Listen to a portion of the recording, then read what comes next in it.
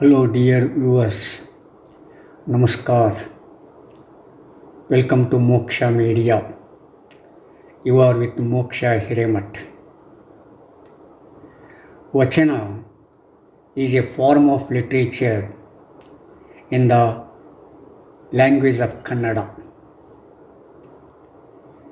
It played a prominent role in the Sharana movement which took place in the common era of 12th century in Karnataka, India. It was a movement against the suppression, oppression, gender discrimination, and exploitation. Of course, so many common people participated in that movement. It was the movement of skilled, semi-skilled, literate and illiterate professionals against the inequality of the existing system in those days. They voiced against that inequality and gender discrimination prevailed at that time. For that purpose, they used Vachana form to express their thoughts and feelings. Even common people who did not know how to write composed vachanas, and what they composed was recorded by someone who knew the writing. Then itself became a vachana, that is, saying the things already said and done. So many downtrodden participated in the movement, irrespective of caste, community, and gender. They wanted to bring a society in which they could aspire for equality of opportunities, fraternity, and freedom. It was a movement for equality, fraternity, and freedom. Many people who did not know what to do united under the leadership of Basava, who took the leadership and led the people. Even the persons who did not know what did the movement mean participated in that movement and sacrificed their lives for the sake of the ideal society which they dreamt. People participated in the movement irrespective of their caste, community, and gender. In those days, they didn't have any propaganda materials except their voice, that too passed from mouth to mouth, from generation to generation. Anyhow, they recorded it on the palm leaves in the form of writing, which was blooming at that time. In order to express their thoughts and feelings and emotions for the rightful society, they used Vachana form. Even they did not know how to write, but they had the knack of expressing their feelings and thoughts in words. Whatever they expressed in words was recorded by someone who knew the writing. That itself became a Vachana form in those days. So many women composers also expressed their thought and emotions regarding the injustice in the society. So they participated with the hope of bringing an ideal society.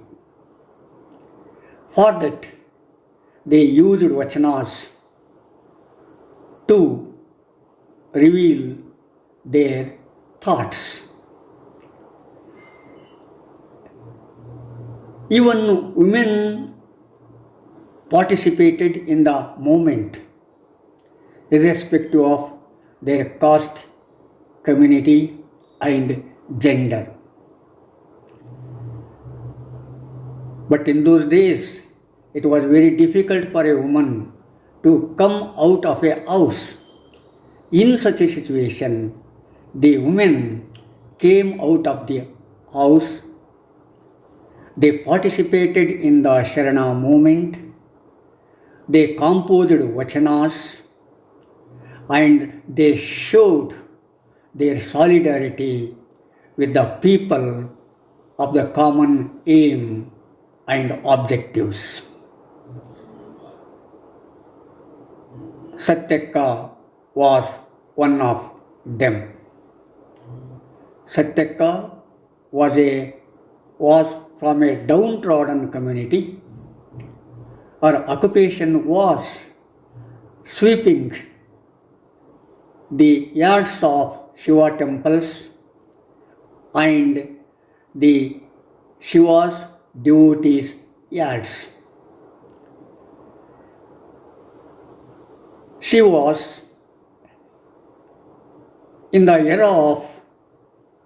common era of 1160s. She was a junior contemporary of Basava and Allama Prabhu and Akka Mahadevi. It was believed that she remained unmarried. In those days, Sharanas devoted to Shiva remained unmarried. It was common, but the number of them was very minimum. Sathyakka was belonged to that minimum number. She was born and bred in a village by name Hirijamburu near Shiradakuppa of Shivamogga district in Karnataka in India. She was sweeping the yards of a Shiva temple, which is there even today, and it is Shambhujakeshwara. Sathyakka did not take any rewards or any kinds for the work she did. She was a woman of selfless service. Sathyakka composed so many vachanas. 27 vachanas of her are found. She used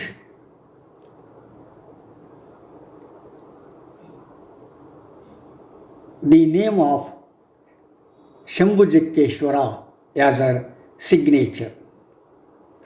In those days, almost all Vachanakaras used signature of their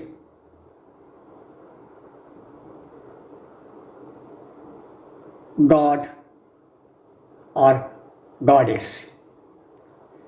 As they were devotees of Shiva, they used signature which was revealing the activities, objectives, and happenings of Shiva worship.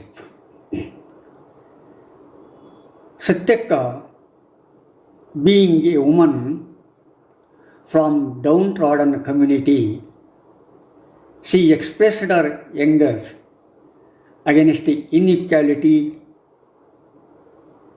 caste system, and gender discrimination. In those days, the people were exploited, they were oppressed and suppressed in the name of caste and class. The people of higher caste exploited the people of lower caste in their own way. The people of higher caste thought that exploitation was their right, it was a God's gift.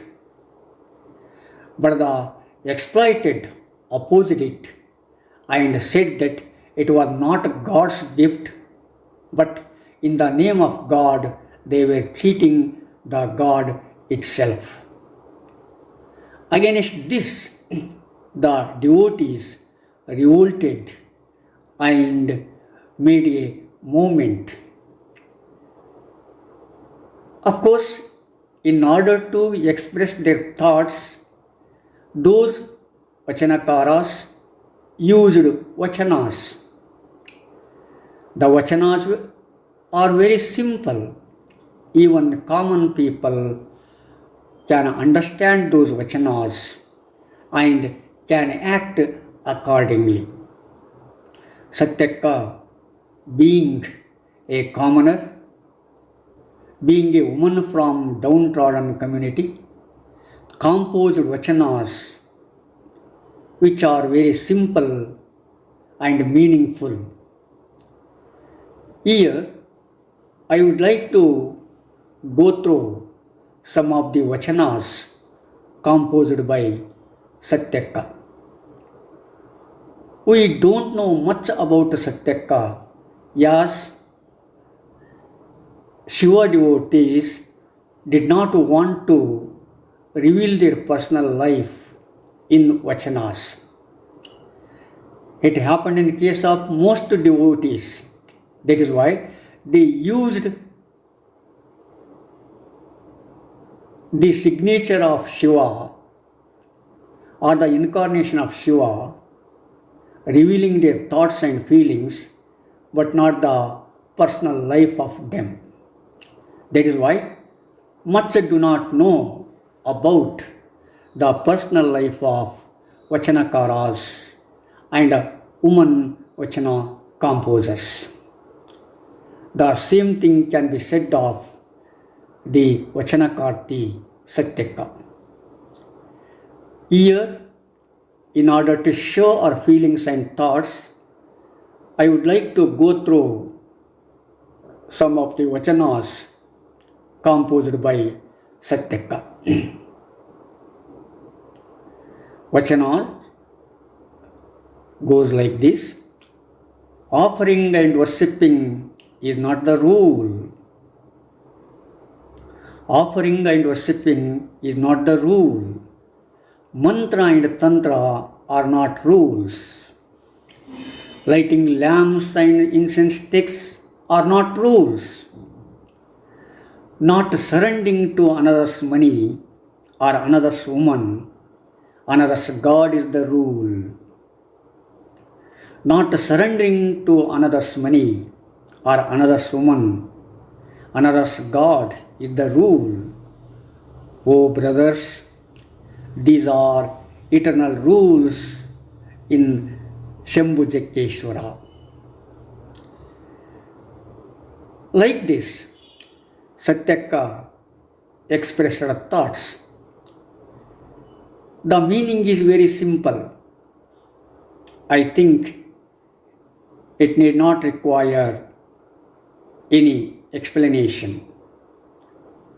In those days, people offered worship to God by chanting mantras and doing tantras. They think that they were the rules. They lighted the lamps and used the incense sticks. Lighting the lamp and using incense sticks were rules. That is what they thought. But Sathyakka thought otherwise. Sathyakka did not consider offering and worshipping is not a rule. Mantra and tantras are not rules. Lighting lamps and incense sticks are not rules. Then what are the real rules? According to Sathyakka, not surrendering to another's money, that is not owning the money which is belonged to others, or not possessing a woman of others, and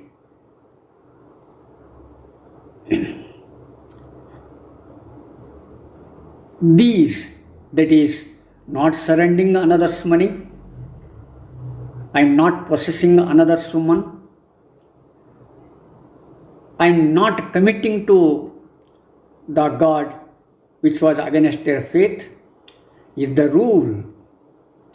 So these are the eternal rules. But the people forgot those eternal rules and they involved in the temporary rules which did not make them a real human beings. That is, not surrendering to, that is, not using another's money, not owning another's woman, not possessing the other's property are the eternal rules. If a human being act according to these eternal rules, then they are with God, they are with Shiva. So, saying this, she ended Vachana with her impression, Shambhujakeshwara. Another Vachana. Why did you make me go through impossible lives? Why did you place me in insufferable worlds? Why did you haunt me so without mercy? Tell me, my Linga, what wrong have I done? If you push me aside, saying you cannot tend me, do you think I would let you? Shambhujakeshwara. Here, Sathyakka felt that Shiva was making impossible lives. He placed her in insufferable worlds. He haunted her without mercy. That is why she asked Linga what she had done to him. So she also expressed, if Shiva did it all these things, she would not leave him. She would not go away from him. In fact, she would be with him forever and ever, and she would be forever ever with Shambhu Jakkeshwara.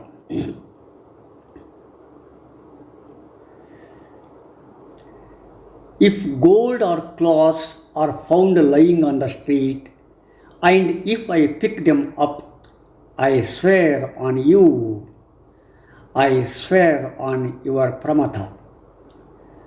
For I am beholden to the alms you have granted me.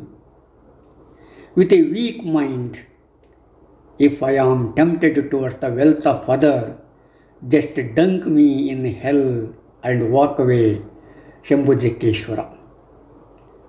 Here again, she clarified her thought, that is, she did not want to pick up. If something were laid on the street, if she picked that, she would not become the devotee of Shiva. She promised pramatas, that is, she did not want to touch those things which were belonged to others.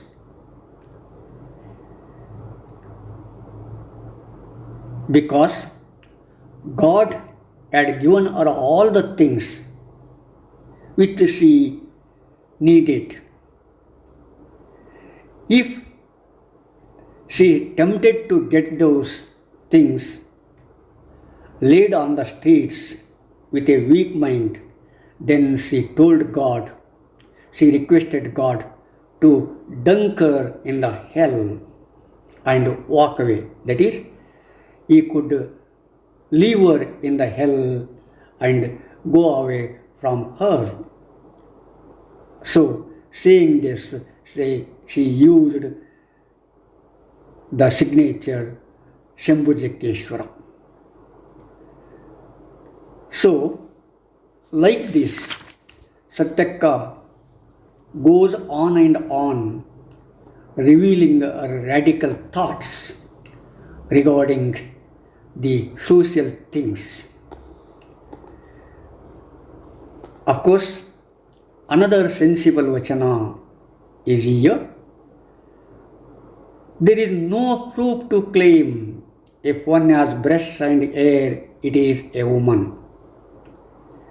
There is no proof to claim if one has mustache and beard, it is a man.